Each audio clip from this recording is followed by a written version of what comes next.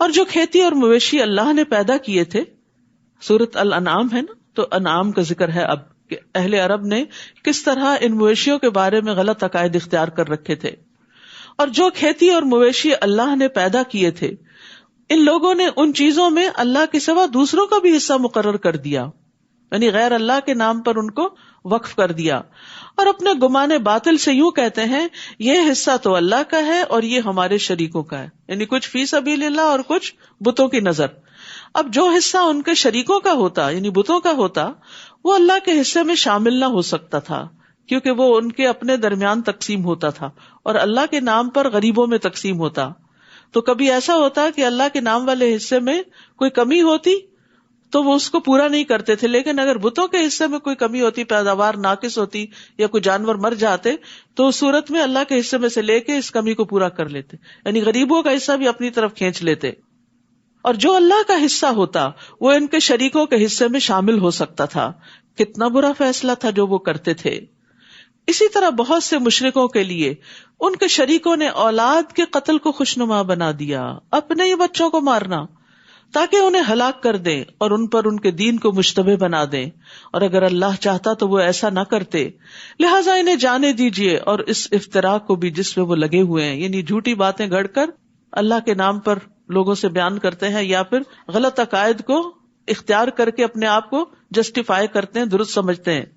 کہتے ہیں کہ اس قسم کے مویشی اور کھیتی ممنوع ہیں، یہ وقف ہیں، انہیں ان کے گمان کے مطابق وہی کھا سکتا ہے جسے وہ چاہیں، یعنی اللہ نے جو چیزیں سب کے لیے حلال کی وہ انہوں نے حرام کر دی اور حلال حرام کو اپنے ہاتھ میں لے لیا کہ جس کو ہم چاہیں گے دیں گے.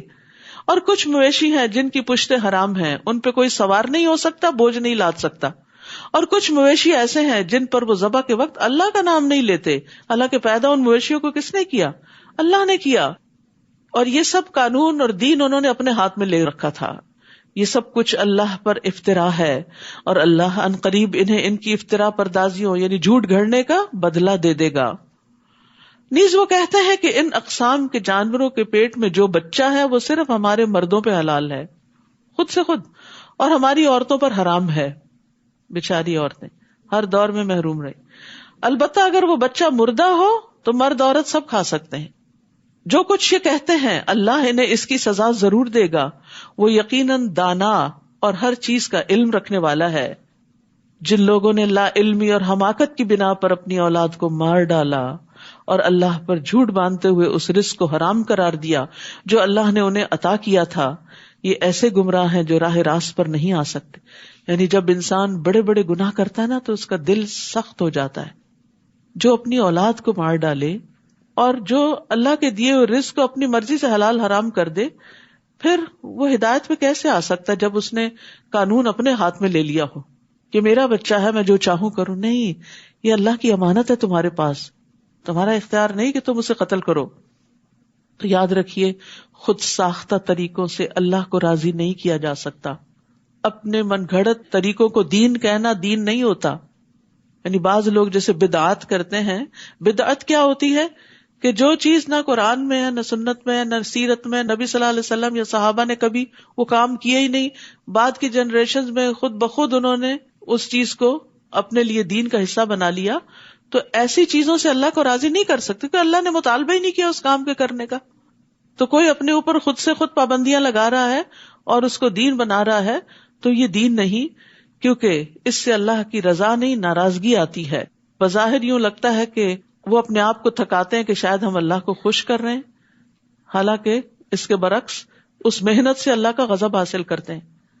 تو یاد رکھیے، کسی بھی چیز کو جب آپ دین، ثواب، عبادت سمجھ کے کریں تو پہلے یہ دیکھ لیں کہ کیا اس کو اللہ سبحانہ تعالیٰ نے یا اس کے رسول صلی اللہ علیہ وسلم نے اوتھینٹیکیٹ کیا ہے، اس کو عبادت کہا بھی ہے یا خود سے خود بنا لیا.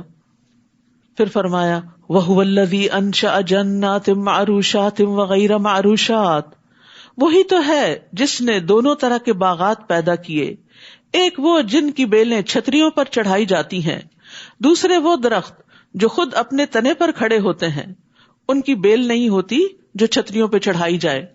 نیز کھجوریں اور کھیتیاں پیدا کی جن سے کئی طرح کے معقولات حاصل ہوتے ہیں. نیز اس نے زیتون اور انار پیدا کیے. ان دو پھلوں کا خاص طور پر ذکر ہے قرآن میں، بہت ہی نیوٹریشس ہیں، فائدہ مند ہیں، جن کے پھل اور مزہ ملتے جلتے بھی ہوتے ہیں اور مختلف بھی. ایسے پھل جو ہیں یہ غذا بھی ہوتے ہیں اور ان میں علاج بھی ہوتے ہیں. جب یہ درخت پھل لائیں تو ان سے خود بھی کھاؤ اور فصل اٹھاتے وقت ان میں سے اللہ کا حق بھی ادا کرو اور بے جا خرچ نہ کرو. یعنی جب اللہ تعالیٰ تمہیں مال دے، تمہارے پاس ڈھیروں باغات ہو، کیونکہ باغات والوں کی آمدنی بہت ہوتی ہے، تو انہیں کس بات کا پابند کیا گیا کہ وہ یہ ساری آمدنی اپنے اوپر ہی نہ لگا لیں، بلکہ اس میں سے اللہ کے بندوں پر بھی خرچ کریں، وہ مقرر حصہ ادا کریں جو زکوٰۃ کے علاوہ عشر وغیرہ کی شکل میں ہے، اور بے جا خرچ نہ کریں، کیونکہ اللہ اسراف کرنے والوں کو پسند نہیں کرتا. ہوتا یہ ہے کہ جب مال زیادہ آتا ہے تو فضول خرچیاں بھی بڑھ جاتی. جن کے پاس کم ہوتا ہے وہ بس ضرورت کی جگہوں پہ خرچ کرتے ہیں، ایکسٹرا خرچ نہیں کرتے. لیکن جب زیادہ آتا ہے تو پھر انسان کبھی ضرورت کا اور کبھی ضرورت سے زیادہ بھی بس پھینکتا چلا جاتا ہے دولت. زہری کہتے ہیں اس کا مطلب ہے کہ اللہ تعالیٰ کی نافرمانی کے کام میں خرچ نہ کرو. تو اسراف کیا ہے؟ ایسی جگہ خرچ کرنا جس سے اللہ ناراض ہوتا ہو. مثلا ایسا لباس بنانا یا اتنا قیمتی لباس بنا لینا کہ انسان حقداروں کا حق ہی بھول جائے اور سارا مال اپنے اوپر ہی خرچ کر ڈالے. شادی کے دن لاکھوں کا صرف ایک جوڑا بنا کے سارا مال اپنے اوپر ہی ڈال لینا، یہ اسراف کی بدترین قسم ہے. ابن ابی حاتم روایت کرتے ہیں کہ اگر ابو قبیس پہاڑ سونے کا ہوتا اور کوئی آدمی اللہ کی اطاعت کے کاموں میں یہ سارا پہاڑ خرچ کر دیتا تو یہ فضول خرچی نہ ہوتی. یعنی دین کے کاموں میں، لوگوں کی خدمت میں، خیر اور بھلائی کے کاموں میں جتنا کھلا خرچ کر سکے کرتے چلے جائیں، یہ فضول خرچی نہیں ہے. یعنی زیادہ خرچ کرنا فضول خرچی نہیں، اللہ کی نافرمانی اور ناپسندیدہ کاموں میں خرچ کرنا اسراف ہے. کیونکہ بہت سے لوگوں کو یہ سمجھ نہیں آتی کہ اسراف ہے کیا. اور اگر کوئی ایک درہم اللہ کی نافرمانی کے کام میں خرچ کرتا ہے تو وہ فضول خرچی ہی کرتا. فضول گیا نا اس کا مال، کہ اس مال کے ذریعے اس نے اللہ کا غضب حاصل کیا. پھر اسی طرح کھانے پینے میں اسراف جو ہے یہ عقل اور بدن کے لیے نقصان دہ ہے. یہ بھی کھا لیں، یہ بھی کھا لیں، وہ بھی کھا لیں. اور اب آپ دیکھیں کہ بہت سی چیزیں ایک بزنس بن گئی ہیں، تو انسان بعض اوقات جا کے ٹیمپٹ ہو جاتا ہے، اتنا کچھ خرید لیتا ہے جو اس نے نہ کھانا نہ پینا نہ استعمال کرنا. اور چائے کی یہ قسم بھی بڑی اچھی، یہ بھی لے لیتے، وہ بھی لے لیتے، یہ فلاں چیز یہ جوس بہت اچھا ہی فلاں. پھر کھانے والے تو آپ ایک دو ہی ہوتے ہیں نا گھروں میں، کوئی بڑے فیملی سب رہی نہیں، تو پھر آپ سب کو پتا نہیں کیا ہوتا ہے، ایکسپائرڈ، وہ بن میں جا رہا ہے، وہ بن میں جا رہا ہے، وہ نالی میں جا رہا ہے. یہ سب فضول خرچی ہے. پہلے آپ دیکھیں کہ آپ کی ضرورت کیا ہے اور کیا آپ اسے استعمال بھی کر سکیں گے تو ضرور لیں، فائدے کی چیز ہے، کھاؤ پیو. لیکن اگر استعمال نہیں کرنا اور پھر بن میں پھینکنا تو اس پہ پوچھو گی. اللہ تعالیٰ فرماتے ہیں کلوا واشربوا ولا تسرفوا انہ لا يحب المسرفین. کھاؤ پیو اور حد سے نہ گزرو، بے شک وہ حد سے گزرنے والوں سے محبت نہیں کرتا. حد سے گزرنے والے کون ہیں؟ جو فخر اور مباحات اور دکھاوے کے لیے کرتے ہیں، جو اپنی دھاک جماتے ہیں قیمتی قیمتی چیزیں خرید کر. حیثیت نہیں، پھر بھی مانگے تانگے یا مشکل سے پیسے جمع کر کے ایسے بیگز خریدنا جو ہزاروں میں ہوں. حالانکہ ایک معمولی کوالٹی کا بیگ جو ہے اس میں بھی انسان کی ضرورت پوری ہو سکتی، لیکن چونکہ وہ اسٹیٹس سمبل ہے اس لیے اس پہ خرچ کرنا اور کسی غریب مسکین کے ایک وقت کے کھانے کے لیے صدقہ دینے کو تیار نہ ہونا، یہ پھر اسراف میں آ جاتا ہے. ثمانیۃ ازواج، کل 8 جوڑے ہیں. عربی میں ازواج کا لفظ زوج کی جمع ہے، کپل کے لیے بھی استعمال ہوتا ہے اور کپل میں سے ہر ایک کے لیے الگ بھی استعمال ہوتا ہے. تو 8 جوڑے سے مراد 16 ٹوٹل نہیں ہے، 8 ہی ہیں. تو زوج الگ الگ اسپاؤس کے لیے بھی استعمال ہوتا ہے. بھیڑ کے 2، بکری کے 2، یعنی نر اور مادہ.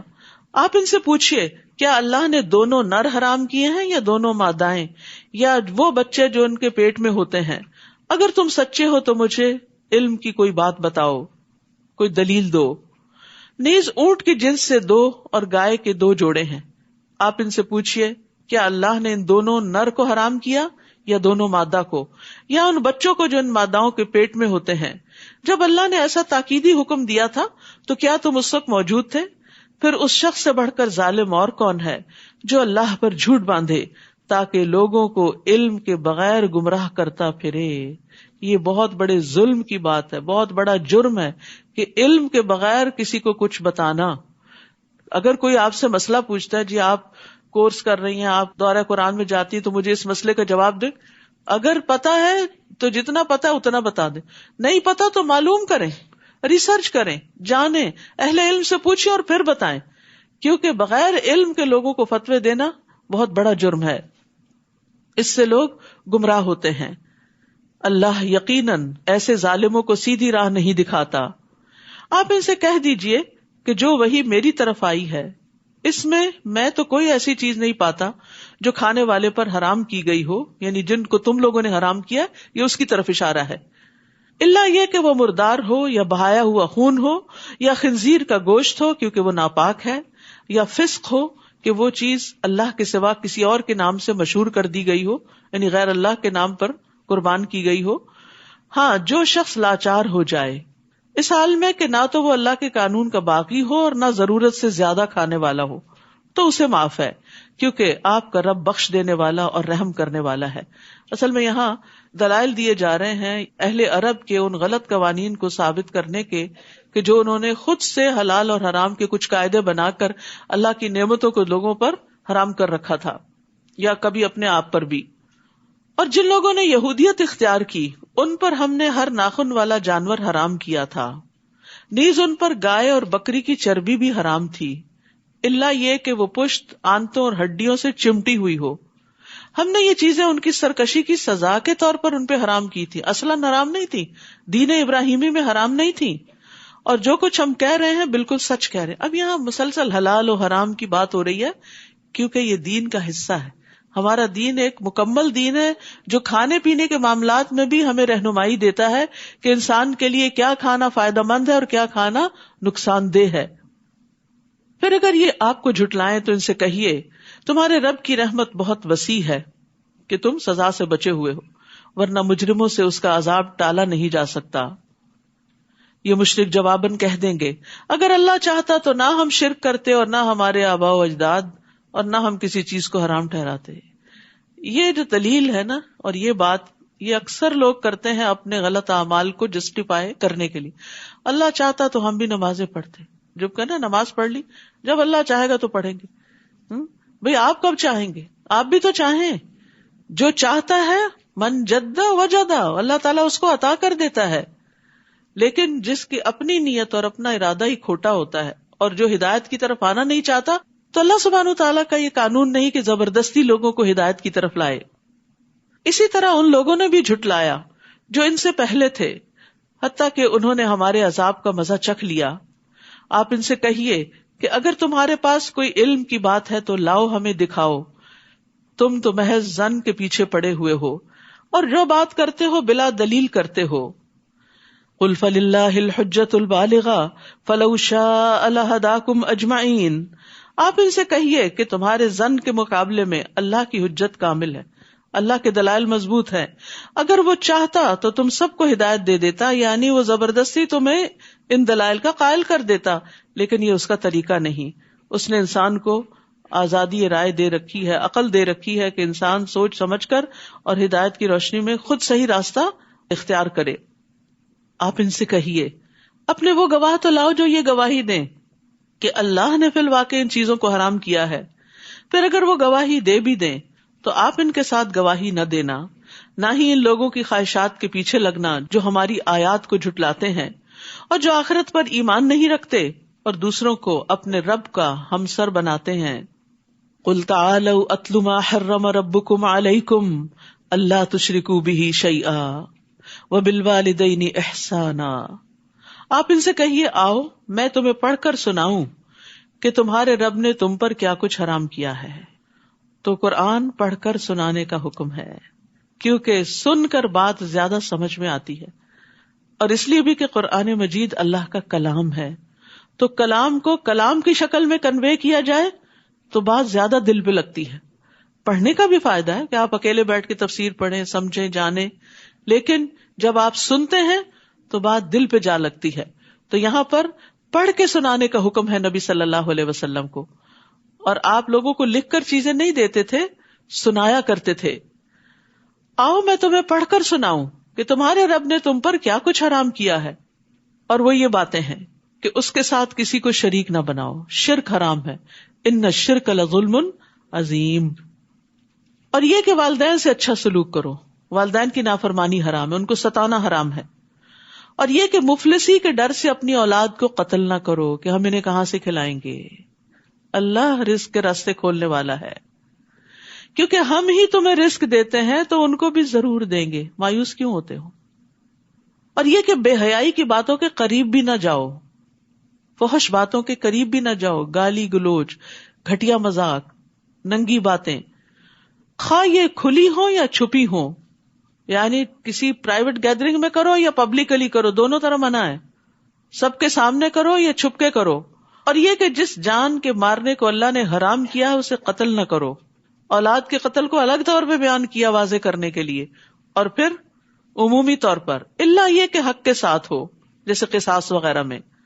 یہ وہ باتیں ہیں جن کا اللہ نے تمہیں تاکیدن حکم دیا ہے. وصاکم بہ، وصیت ہوتی ہے تاکیدی حکم، اس کی تاکید ہے، لازماً یہ حکم ماننے ہوں گے شاید کہ تم عقل سے کام لو.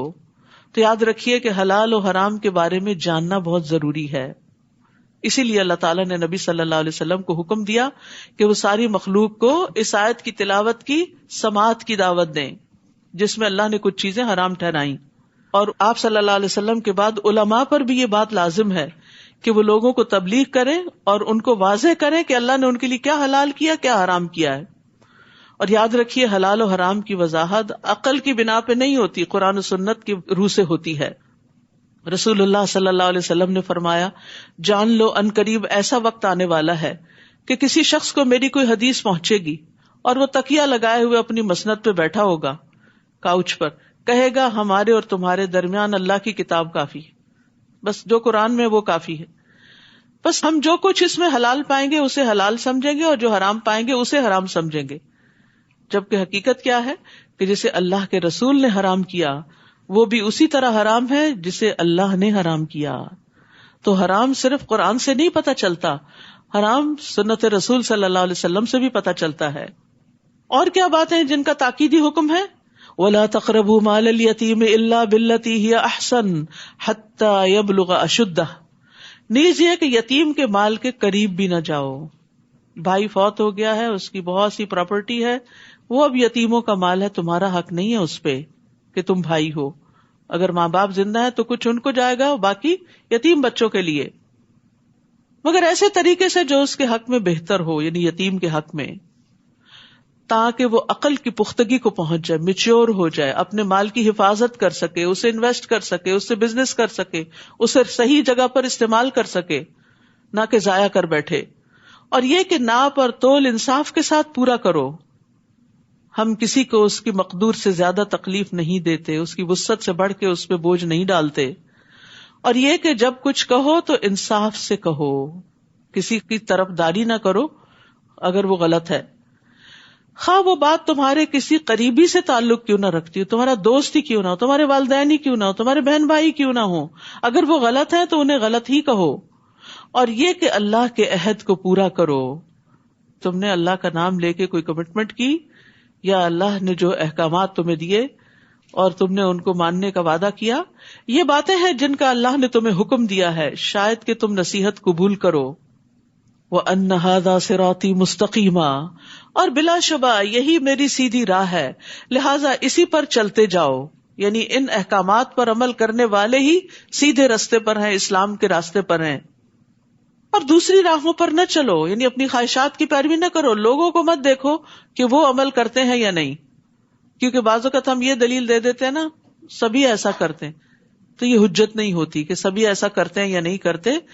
دیکھنا یہ ہے کہ اللہ نے بھی اس کی اجازت دی ہے یا نہیں دی. اور دوسری راہوں پر نہ چلو ورنہ وہ تمہیں اللہ کی راہ سے ہٹا کر جدا جدا کر دیں گی، تفرقہ بھی ہو جائے گا اور تم صراط مستقیم سے دور نکل جاؤ گے. اللہ نے تمہیں انہی باتوں کا حکم دیا ہے تاکہ تم بچ جاؤ، یعنی برے انجام سے. پھر ہم نے موسیٰ کو ایسی کتاب دی جو نیک روش اختیار کرنے والے کے لیے مکمل تھی، اور اس میں ہر ضروری بات کی تفصیل بھی تھی. اور یہ کتاب ہدایت اور رحمت بھی تھی، اور اس لیے دی تھی تاکہ لوگ اپنے رب سے ملاقات پر ایمان لے آئیں. وَهَذَا كِتَابٌ أَنزَلْنَاهُ مُبَارَكٌ، اور یہ کتاب یعنی قرآن مجید جو ہم نے نازل کی ہے بڑی بابرکت ہے. لہٰذا اس کی پیروی کرو، اس کو فالو کرو، اور اللہ سے ڈرتے رہو. اس کو پڑھ کے سمجھ کے اس پہ عمل کر کے بھی ڈرنا ہے تاکہ تم پہ رحم کیا جائے. تو اللہ کی رحمت کس پہ ہوتی ہے؟ اللہ سے ڈرنے والوں پر. تو یاد رکھیے قرآن میں ہر خیر کی تعلیم اور ہر شر سے بچاؤ کا طریقہ بتایا گیا ہے. یعنی اس کے پڑھنے سے ایسی برکات جاری ہوتی ہیں کہ کسی بھی خیر کی چیز سے انسان محروم نہیں رہتا، اور کوئی ایسا شر نہیں جس سے اس کتاب میں نہ ڈرایا گیا ہو. تو اس لیے جب انسان اس کی پیروی کرتا ہے تو شر سے محفوظ ہو جاتا ہے. قرآن کی بدولت گھروں میں بھی برکتیں اترتی ہیں. ابو ہریرہ کہا کرتے تھے، بے شک قرآن پڑھنے کی وجہ سے گھر اپنے رہنے والوں کے لیے کشادہ ہو جاتا ہے، یعنی دلوں میں وسعت آ جاتی، ایک دوسرے کو برداشت کرنے کی توفیق ہو جاتی ہے. اس میں فرشتے حاضر ہوتے ہیں، یعنی جب تلاوت کرتا ہے انسان، پڑھتا ہے، سمجھتا ہے، تو فرشتے آتے ہیں. شیاطین اس گھر کو چھوڑ دیتے ہیں کیونکہ ان کو یہ سب کچھ بہت برا لگتا ہے. اس گھر کی خیر و برکت بڑھ جاتی ہے. اور قرآن نہ پڑھنے کی وجہ سے گھر اپنے رہنے والوں کے لیے تنگ ہو جاتے ہیں، خواہ بڑے بڑے مینشنز ہی کیوں نہ ہو. فرشتے اس کو چھوڑ دیتے ہیں، وہ کس چیز پہ آئے، کوئی نیکی کا کام تو ہو نہیں رہا. شیاطین اس میں بسیرا کر لیتے ہیں اور اس کی خیر و برکت کم ہو جاتی ہے. تو اکیلے مل بیٹھ کے گھر والے جیسے بھی ہو، تلاوت ہو، تفسیر ہو، پڑھنا، سننا، علم کی مجلس قائم کرنا، یعنی گھروں کے اندر خود بھی ہمسایوں کو اکٹھا کر کے، اپنے بلڈنگ والوں کو، اپنے آس پاس والوں کو، اپنے دوستوں کو، چاہے مل کے کھانا بھی کھا لیں لیکن کچھ قرآن کا حصہ بھی پڑھے، سمجھے، غور و فکر کرے. کیونکہ دعوتیں ہوتی ہیں لیکن ان میں صرف دنیا کی باتیں، کپڑوں کی باتیں، کھانوں کی ریسیپیز، بزنس کے طریقے شیئر کیے جاتے ہیں، لیکن آخرت کے بزنس کی بات نہیں ہوتی. تو اسی لیے پھر کیا ہوتا ہے کہ برکت نہیں ہوتی. تو اللہ کی رحمت اور برکت سمیٹنے کے لیے گھروں کے اندر قرآن کے پڑھنے پڑھانے کے سلسلے جاری کرنے چاہیے، چاہے once a week, once a month, once a year, جس طرح بھی ہو. خود ذاتی طور پہ تو روز ہی پڑھنا چاہیے، ڈیلی مطالعہ کا ایک حصہ ہونا چاہیے، لیکن سب کے ساتھ اکٹھے بیٹھ کر بھی ہونا چاہیے، کیونکہ جس مجلس میں اکٹھے بیٹھ کے ذکر کیا جاتا ہے اس کو فرشتے ناپ لیتے ہیں. ان تقولوا انما انزل الكتاب على طائفتين من قبلنا وان كنا عن دراستهم لغافلين. نہیں، اس لیے یہ کتاب نازل کی کہ تم یہ نہ کہہ سکو کہ کتاب تو ہم سے پہلے کے دو گروہوں یعنی یہود و نصارہ پر ہی اتاری گئی اور ہم تو ان کے پڑھنے پڑھانے سے بے خبر رہے، یعنی ہم ان کی کتابوں سے بے خبر تھے. یا یہ کہنے لگو کہ اگر کتاب ہم پر اتاری جاتی تو ہم یقیناً ان سے زیادہ ہدایت یافتہ ہوتے. تو اب تمہارے رب کی طرف سے تمہارے پاس ایک واضح دلیل، ہدایت اور رحمت آ چکی ہے. پھر اس شخص سے بڑھ کر ظالم اور کون ہوگا جو اللہ تعالیٰ کی آیات کو جھٹلائے اور ان سے کنی کترائے، یعنی مانے نہ اور ان کو اوائڈ کرے. اور جو لوگ ہماری آیات سے کنی کتراتے ہیں انہیں ہم ان کے اس عمل کی بہت بری سزا دیں گے.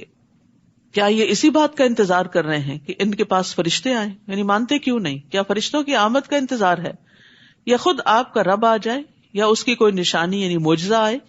جس دن کوئی ایسا معجزہ آ گیا تو اس وقت کسی کا ایمان لانا اسے کچھ فائدہ نہ دے گا جو اس سے پیشتر ابھی تک ایمان نہ لایا ہو یا اپنے ایمان کی حالت میں نیکی کے کام نہ کیے ہوں. آپ ان سے کہیے کہ تم بھی انتظار کرو، ہم بھی انتظار کرتے ہیں.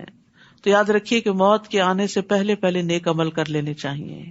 جب موت آ جاتی ہے تو پھر تو توبہ بھی قبول نہیں ہوتی. وَأَنفِقُوا مِمَّا رَزَقْنَاكُمْ مِنْ قَبْلِ أَنْ يَأْتِيَ أَحَدَكُمُ الْمَوْتُ فَيَقُولَ رَبِّ لَوْلَا أَخَّرْتَنِي إِلَىٰ أَجَلٍ قَرِيبٍ فَأَصَّدَّقَ وَأَكُن مِّنَ الصَّالِحِينَ. اور اس میں سے خرچ کرو جو ہم نے تمہیں دیا ہے اس سے پہلے کہ تم میں سے کسی کو موت آ جائے، پھر وہ کہے کہ اے میرے رب، تو نے مجھے قریبی مدت تک مہلت کیوں نہ دی کہ میں صدقہ کرتا اور نیک لوگوں میں ہو جاتا. ابو ہریرہ کہتے ہیں ایک شخص نے نبی صلی اللہ علیہ وسلم سے کہا، اے اللہ کے رسول، کون سا صدقہ افضل ہے؟ آپ نے فرمایا، تم اس حال میں صدقہ کرو کہ تم صحت مند ہو، مالدار ہونے کی توقع رکھتے ہو اور فقر سے ڈرتے ہو، اور اتنی دیر مت لگاؤ کہ جب جان حلق تک آ جائے تو کہنے لگو فلاں کو اتنا اور فلاں کو اتنا دے دو، حالانکہ اب تو وہ فلاں کا ہو ہی چکا، اب تو انہیں کو ہی جائے گا، تم نہ بھی کہو تو اپنے ہاتھ سے دینا افضل ہے بنسبت اس کے کہ آپ چھوڑ جائیں اور لوگ جیسے چاہیں اس میں تصرف کریں. اور ایک اور بات جو اس آیت سے پتہ چلتی ہے، او کسبت فی ایمانہا خیرا، کہ ایمان لانے کے بعد نیکی کا ہر عمل انسان کو اچھے مرتبے تک پہنچاتا ہے. ابو ذر کہتے ہیں میں نے کہا اللہ کے رسول کون سی چیز بندے کو آگ سے نجات دلاتی ہے؟ آپ نے فرمایا اللہ پر ایمان لانا. میں نے کہا اللہ کے نبی کیا ایمان کے ساتھ عمل بھی ضروری ہے؟ یہ ہمارے سوالوں کا جواب ہے. اب آپ نے فرمایا اللہ نے اسے جو رزق عطا کیا اس میں سے خرچ کرے. پہلا عمل کیا بتایا؟ صدقہ کرے. میں نے کہا اللہ کے رسول اگر وہ فقیر ہو اور اس کے پاس دینے کی کوئی چیز نہ ہو؟ آپ نے فرمایا پھر وہ نیکی کا حکم دے اور برائی سے روکے. میں نے کہا اللہ کے رسول اگر وہ ایسا کرنے سے بھی عاجز ہو، علم ہی کوئی نہیں، پتہ ہی نہیں، اور نیکی کا حکم دینے اور برائی سے روکنے کی طاقت بھی نہ ہو؟ آپ نے فرمایا کسی بے ہنر کو کوئی ہنر سکھا دے. کھانا پکانا آتا ہے کسی اور کو بھی سکھا دے. اسی طرح کوئی اور کام آتا ہے تو دوسروں کو وہ کام ہی سکھا دیں. میں نے کہا اگر وہ خود بھی بے ہنر ہو، پھوڑنے رہا، اور کچھ کرنے کی طاقت نہ رکھتا ہو، کیونکہ کچھ لوگ ایسے ہوتے نکم ہاتھ پہ ہاتھ رکھ کے بیٹھے رہتے، کچھ نہیں سیکھتے، نہ دین نہ دنیا، کچھ نہیں آتا، پھر آپ دیکھیں کہ کتنی ذلت اٹھاتے ہیں، ہر ایک کی باتیں سنتے ہیں، ہر ایک کی نگاہوں میں حقیر ہوتے ہیں. آپ نے فرمایا پھر کسی مغلوب یعنی مظلوم کی مدد کر دے. میں نے کہا اگر وہ ضعیف اور مظلوم کی مدد کی طاقت نہ رکھتا ہو؟ آپ نے فرمایا تم تو اپنے بھائی میں کوئی خیر و بھلائی چھوڑنا ہی نہیں چاہتے. ابو ہریرہ رضی اللہ عنہ کے سوالات ایسے تھے کہ وہ چاہتے تھے کہ آخری درجے کا بھی نیکی کا کام کوئی پتہ چل جائے کہ کوئی محروم نہ رہے. تو فرمایا ایسے شخص کو چاہیے کہ وہ لوگوں کو تکلیف نہ دے. کچھ نہیں کر سکتے تو پھر تکلیف بھی نہ دو. تو میں نے کہا اللہ کے رسول جب کوئی شخص یہ عمل کرے گا تو جنت میں داخل ہو جائے گا؟ آپ نے فرمایا جو بھی مسلمان ان خصلتوں میں سے کسی خصلت پہ عمل کرے گا وہ خصلت اس کا ہاتھ پکڑے گی حتیٰ کہ جنت میں داخل کرا دے گی. یعنی نیکی کے کسی نہ کسی کام میں ایکسپرٹ ہوں، آگے بڑھیں کہ وہ کام ریپیٹڈلی کرتے چلے جائیں حتیٰ کہ وہ آپ کی پہچان بن جائے. جب لوگ فوت ہوتے ہیں نا تو پھر جو گواہیاں آتی ہیں فلاں بڑا ہی سخی تھا، بڑے کھلے دل والا تھا، بڑی لوگوں کی مدد کرتا تھا. تو آپ سوچئے آپ کی اسپیشلٹی کیا ہے، آپ کس نام سے جانے جائیں گے. یہ نہیں کہ دکھاوا اور ریاکاری کے لیے کہ میں لوگوں میں مشہور ہو جاؤں، نہیں. کون سا کام ایسا ہے جو آپ دل لگا کے کرتے ہیں اور کرتے ہی رہتے ہیں، کوئی آپ کو اچھا کہے برا کہے، آپ نے اپنی زندگی کا اصول بنا لیا کہ میں نے یہ کرنا ہے. کیونکہ ہوتا پتہ کیا ہے، ہمارے اندر بہت سا ٹیلنٹ بھی ہوتا ہے، بہت ذہانت ہوتی ہے، ہمیں کام بھی آتا ہوتا ہے، ہم کرنے لگتے ہیں، ایک چھوٹی سی بات کسی کی ہمیں اوفینڈ کر دیتی ہے، ہم سب کچھ چھوڑ کے بیٹھ جاتے ہیں. ایسے لوگ کہیں کے بھی نہیں رہتے. تو یاد رکھیے جو نیکی کا کام کرنے والا ہو وہ ثابت قدم ہوتا ہے، مستقل مزاجی سے، کسی بات کی پرواہ نہیں کرتا، وہ ان سب باتوں سے اوپر اٹھتا ہے. ظاہر ہے بلند درجے اسی کے ہوں گے جو ان باتوں سے اوپر اٹھے گا. کوئی آپ کی تعریف کرے، کوئی آپ پہ تنقید کرے، ان چیزوں سے بے نیاز ہو جائیں. اللہ کی نظر میں آپ کا بلند مقام ہی اصل بلندی ہے. لوگوں کے دل تو بدلتے رہتے ہیں، لوگ آج تعریف کریں گے کل تنقید شروع کر دیں گے، پھر آپ کہاں کھڑے ہوں گے؟ کیا ان سے اپنی ججمنٹ لیں گے کہ آپ کون ہیں؟ آپ کو خود پتا ہونا چاہیے آپ کون ہیں، اور اس کے بعد یہ کہ اللہ کی نظر میں آپ کا مقام کیا ہے، اس کی فکر ہونی چاہیے.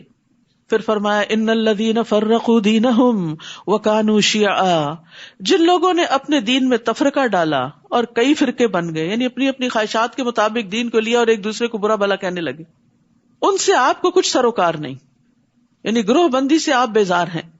ان کا معاملہ اللہ کے سپرد ہے، پھر وہ خود ہی انہیں بتلائے گا کہ وہ کن کاموں میں لگے ہوئے تھے. تو یاد رکھیے فرقہ واریت سے بچنے کی تلقین کی جا رہی ہے. من جاء بالحسنۃ فلہ عشر امثالها، جو کوئی اللہ کے ہاں کوئی نیکی لے کر آئے گا تو اسے اس نیکی کا 10 گنا ثواب ملے گا. ایک نیکی ملٹیپلائی بائی 10. اور جو کوئی برائی لے کر آئے گا اسے اتنی ہی سزا دی جائے گی. 1 ملٹیپلائی بائی 1 equal to 1. جتنی اس نے برائی کی تھی، اور ان پر ظلم نہیں کیا جائے گا. تو یہ اللہ کا بندوں پر بڑا ہی احسان ہے. حتیٰ کہ اس احسان کی مزید تفصیل حدیث سے پتہ چلتی ہے. ابن عباس کہتے کہ رسول اللہ صلی اللہ علیہ وسلم اپنے رب تبارک و تعالیٰ سے روایت کرتے ہوئے فرماتے، اور اس کو حدیث قدسی کہا جاتا ہے، کہ بے شک اللہ نے نیکیاں اور برائیاں لکھی، پھر ان کو بیان کر دیا. پھر جس نے نیکی کا ارادہ کیا، نیت کر لی، لیکن عمل نہ کر سکا، کوئی مصروفیت آڑے آ گئی، کوئی اور وجہ بن گئی، تو اللہ نے اس کے لیے اپنے پاس ایک مکمل نیکی لکھی، وہ بھی لکھا گیا. اور اگر اس نے ارادہ کرنے کے بعد عمل بھی کر لیا تو اللہ نے اس کے لیے اپنے پاس 10 نیکیوں سے لے کر 700 بلکہ اس سے بھی زیادہ لکھا کہ کون کتنے خلوص کے ساتھ، کتنی محبت اور چاہت کے ساتھ اچھا کام کرتا ہے. اور جس نے کسی برائی کا ارادہ کیا پھر اس پر عمل نہیں کیا تو اللہ نے اس کے لیے اپنے پاس ایک مکمل نیکی لکھ لی. بری نیت تھی لیکن چھوڑ دی تو اس پر بھی نیکی مل گئی. یہ ہے نا اللہ کی رحمت اور فضل. اور اگر اس نے ارادہ کرنے کے بعد عمل بھی کر لیا تو صرف ایک برائی لکھی. تو آپ سوچئے کہ اگر اس ریشو کے ساتھ بھی کسی کی برائیاں نیکیوں سے اوپر ہو جائیں تو پھر اس کا انجام کیا ہونا چاہیے. اللہ نے تو ہمیں نیکیاں کمانے کے کھلے موقع عطا کیے اور ایک ایک نیکی کو پہاڑ بنا دیا, تو پھر بھی اگر کسی کی نیکیاں کم ہیں اور برائیاں ہی اس نے زیادہ کی تو پھر واقعی وہ برائی شخص ہے. قل اننی ہدانی ربی الی صراط مستقیم دینا قیما ملت ابراہیم حنیفا وما کان من المشرکین. آپ ان سے کہیے کہ میرے رب نے مجھے سیدھی راہ دکھا دی ہے, یہی وہ مستحکم دین ہے جو ابراہیم حنیف کا طریقے زندگی تھا, اور سیدنا ابراہیم مشرکوں میں سے نہ تھے. قل ان صلاتی ونسکی ومحیای ومماتی للہ رب العالمین. آپ ان سے کہہ دیجئے میری نماز, میری قربانی, میری زندگی اور میری موت سب کچھ اللہ رب العالمین کے لیے ہے. اللہ ہم سے ہر کام میں اخلاص مانگتا ہے, چاہے ہماری نماز ہو, جسمانی عبادات ہو, چاہے ہماری قربانی ہو, مالی عبادات ہو, زندگی پوری کچھ بھی ہم کریں, چاہے ہماری موت کا وقت ہو, ہر موقع پر اللہ ہی کو یاد رکھنا ہے, اللہ ہی کے لیے سب کام کرنے ہیں. تو نیک اعمال پر مبنی زندگی ہو اور ایمان پر خاتمہ ہو, اس کی دعا کرنی چاہیے, اس کی تمنا رکھنی چاہیے کہ زندگی میں بھی اچھے اچھے کام کروں اور موت کے وقت بھی اللہ کو راضی کر کے جاؤں. یعنی میری زندگی نیک عمل کے ساتھ ہو اور مروں تو اللہ رب العالمین کی ذات پر ایمان رکھتے ہوئے مروں. لا شریک لہ وبذالک امرت وانا اول المسلمین. جس کا کوئی شریک نہیں, مجھے اسی بات کا حکم دیا گیا اور میں سب سے پہلے اللہ کا فرما بردار بنتا ہوں. آپ ان سے کہیے کیا میں اللہ کے علاوہ کوئی اور رب تلاش کروں؟ حالانکہ وہ ہر چیز کا رب ہے. رب کون ہوتا ہے؟ خالق, مالک, مدبر, رازق, معبود. اور جو شخص بھی کوئی برا کام کرے گا تو اس کا بوجھ اسی پر ہوگا, اپنے کیے کو خود ہی بھگتنا ہوگا. کوئی شخص کسی دوسرے کا بوجھ نہ اٹھائے گا. پھر تمہیں اپنے رب کے ہاں لوٹ کر جانا ہے, اور جن باتوں میں تم اختلاف کرتے ہو وہ سب کچھ تمہیں بتا دے گا. وہی تو ہے جس نے تمہیں زمین میں نائب بنایا اور ایک کے مقابلے میں دوسرے کے درجے بلند کیے, یعنی بندوں میں فرق رکھا, تاکہ جو کچھ اس نے تمہیں دے رکھا ہے اسی میں تمہاری آزمائش کرے. بلا شبہ آپ کا رب سزا دینے میں دیر نہیں لگاتا, اور ساتھ ہی ساتھ وہ یقیناً بخشنے والا اور مہربان بھی ہے.